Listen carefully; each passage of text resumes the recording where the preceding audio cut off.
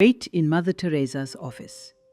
She comes after a few minutes and apologizes for keeping me waiting, takes a chair, clasps her hands on the table, and asks me to begin. So, She's 5 feet tall and of a slender build. Her deep-set eyes are of a grayish-brown color. She has high cheekbones and very thin lips. Wrinkles show her age and the hard life she has led. It is a homely face. There is a kind of austere severity about the blue-bordered white sari. It costs less than 50 rupees, which binds her forehead up to her eyebrows and is pinned at different places to drape the rest to her body. A small iron cross dangles on her left shoulder. Mother, tell me about yourself and your family. Why you became a nun? She speaks with an Indian lilt in her voice. Her answers are brief and do not add much more to what I have read about her. She was born on the 27th of August 1910 in Skopje, Yugoslavia, one of the 3 children of an Albanian storekeeper and his peasant wife. They were a happy family. Her interest in missionary activity began at 12 when she heard of the work being done by Jesuits in Kurseong near Darjeeling. When I asked her if 12 was not too young to decide on a life's career, she replied, we are never too young to love.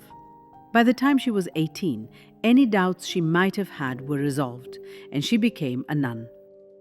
She joined the Loreto nuns in Dublin and, after a year's training and learning English, came to Kolkata in 1929 as geography teacher in St. Mary's High School. She was for many years principal of the school. She found the cloistered comfort of the convent against the spirit of her calling. On 10 September 1946, I was going to Darjeeling to make my retreat. It was in that train that I heard the call to give up and follow him to the slums, to serve him among the poorest of the poor. There were poor people in Calcutta. She sought permission to work in the slums. The Pope gave her blessing. She spent 3 months of the summer with the American medical missionary sisters in Patna, receiving intensive training in nursing, and later that year, 1948, opened her first slum school in a private house given to her. A few months later, her old student, Subhashini Das, joined her as Sister Agnes. A new order, the Missionaries of Charity, was instituted in Kolkata. One of the 4 vows taken by her order is poverty. It is to be very strictly observed because to be able to love the poor and to know the poor, we must be poor ourselves. A special vow is given, wholehearted free service to the poor. This vow means that one cannot work for the rich, neither can one accept any money for the work we do. Ours has to be free service and to the poor. Mother Teresa, when did you develop this special interest in the dying? I asked her. It is a vocation, a calling. Nobody wants the dying, the deceased, the sick, and the crippled. I wanted those whom no one wanted, no one loved or cared for. How did it start? I mean, this particular interest in death. I don't remember the exact date, but when I left Loreto in 1948, I saw a woman lying in front of a hospital, half eaten up by rats and maggots. I looked after her till she died. Then the police commissioner gave me this place next to Kali Temple. Why did you choose India and why Kolkata? She let a gentle smile come over her face. I was sent here. And I love the people of Kolkata. They have a warmth which you don't see anywhere else. She told me of an experience that made the people of Kolkata so lovable. During the floods last year, I was bringing victims to places of shelter. A lady who had never known me brought me hot food in her car. Where else in the world do you come across people like that? It is obvious that Mother Teresa would have gone to any country with the same unquestioning obedience and worked up the same enthusiasm for the people amongst whom she had to live.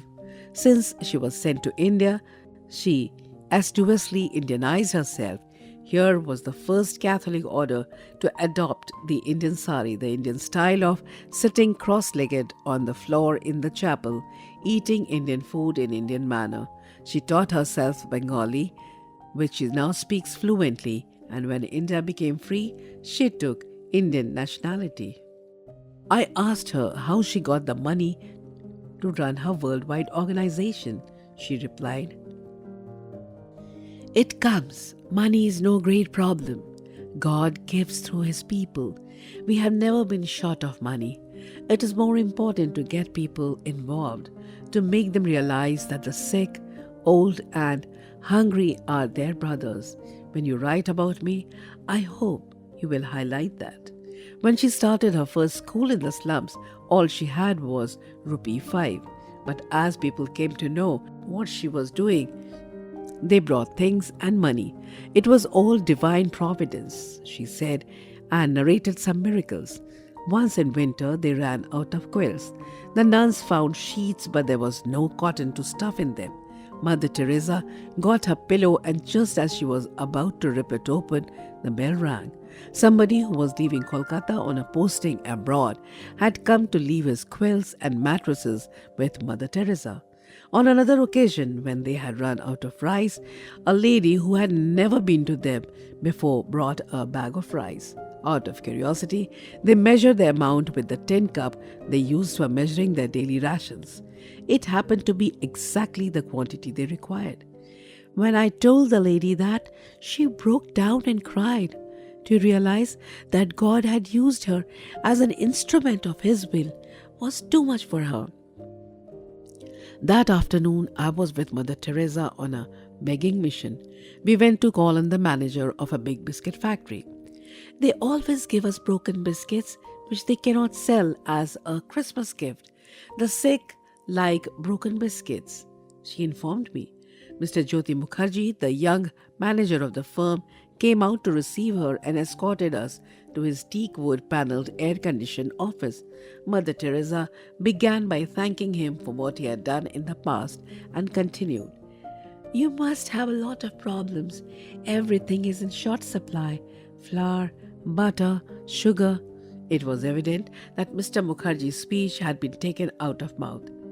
"Yes," he agreed, "but we are not producing anything like we did last year." Mother Teresa went on, "It must be more difficult for well-to-do people of the middle class. We, poor people, can beg. They are too ashamed to beg." I could see Mr. Mukherjee's defenses crumble. He looked unhappy with himself. Mother Teresa continued in a gentler tone, "Why are there all these shortages? Why are prices going up? Please tell me. I do not understand politics." Jyoti Mukherjee became expansive and told her of union troubles, strikes, and lockouts. Thank God, Exclaimed Mother Teresa. "We only work for God. There are no unions." She proceeded to elucidate on the hard times. "The other day we picked up a hungry beggar. He had not eaten for many weeks.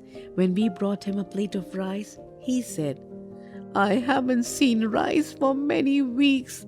Let me look at it.' And he died staring at that plateful of rice." Mr. Mukherjee picked up his phone and rang up the storekeeper for 40 large tins of broken biscuits to be delivered to Mother Teresa. The people of Calcutta cherish her more than any other Indian. She is called the Angel of Mercy, Saint of the Gutters, the Gentle Mother. She died on September 5th, 1997, leaving all the world in tears.